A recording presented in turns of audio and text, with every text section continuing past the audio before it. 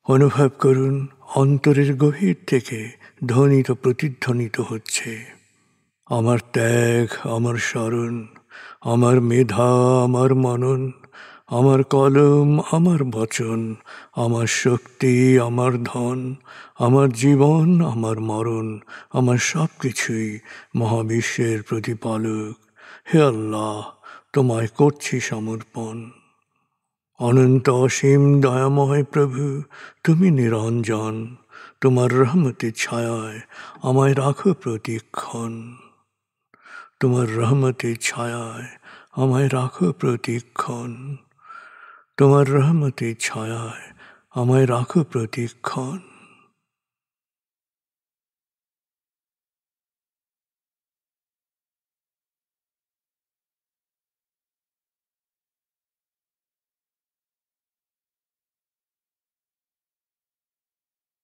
নিজের সব কিছু স্রষ্টায় সমর্পিত করতে পারায় গভীর আনন্দ অনুভব করুন। আর যুগে যুগে কালে কালে সকল জনপদে যারা সত্যের বাণী, সমর্পণের বাণী প্রচার করেছেন, সকল আসক্তি, অবিদ্যা, জাহেলিয়ত, শোষণ ও বঞ্চনা থেকে মানুষকে মুক্ত করার জন্যে অক্লান্ত পরিশ্রম করেছেন, আত্মত্যাগ করেছেন, তাদের প্রতি গভীর কৃতজ্ঞতা প্রকাশ করুন। সকল নবী রসুল, বাণীবাহক, বিশেষভাবে প্রিয় নবী হযরত মুহাম্মদ সাল্লাল্লাহু আলাইহি ওয়াসাল্লামের প্রতি গভীর গভীর কৃতজ্ঞতা প্রকাশ করুন।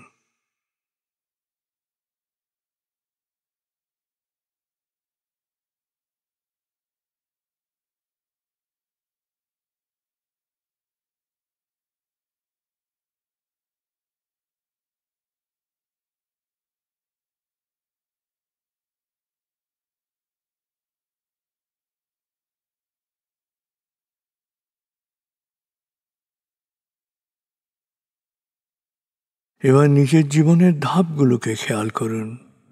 জীবনের প্রতিটি ধাপে যাদের কাছ থেকে উপকৃত হয়েছেন তাদের কথা এক এক করে মনে করুন, তাদের প্রতি গভীর কৃতজ্ঞতা প্রকাশ করুন।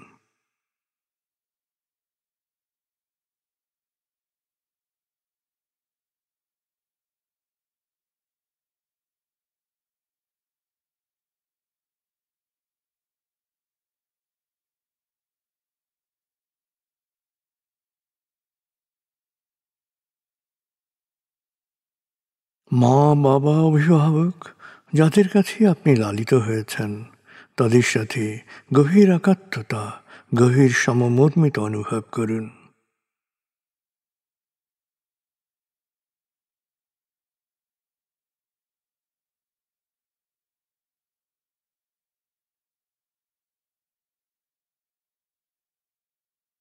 তারা কোনো রোগ ব্যাধি বা বয়সজনিত অক্ষমতায় আক্রান্ত হয়ে থাকলে, তারা শৈশবে যে মমতায় আপনাকে লালন করেছেন একই মমতায় তাকে লালন করুন।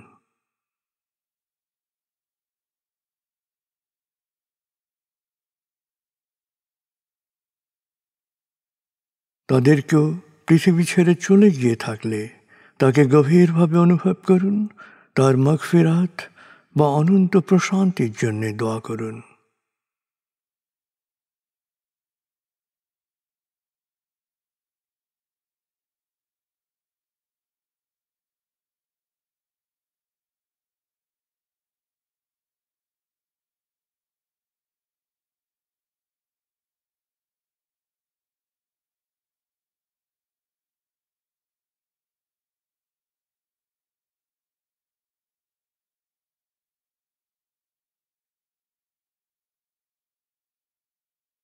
স্বামী, স্ত্রী, ভাই, বোন, ছেলে, মেয়ে, আত্মীয় স্বজন, প্রতিবেশী এবং আত্মার আত্মীয় যারই যে কোনো শারীরিক মানসিক কষ্ট থাকুক, দুঃখ থাকুক, যন্ত্রণা থাকুক, এক এক করে তাদের দুঃখ, কষ্ট, যন্ত্রণা, অশান্তি খেয়াল করুন।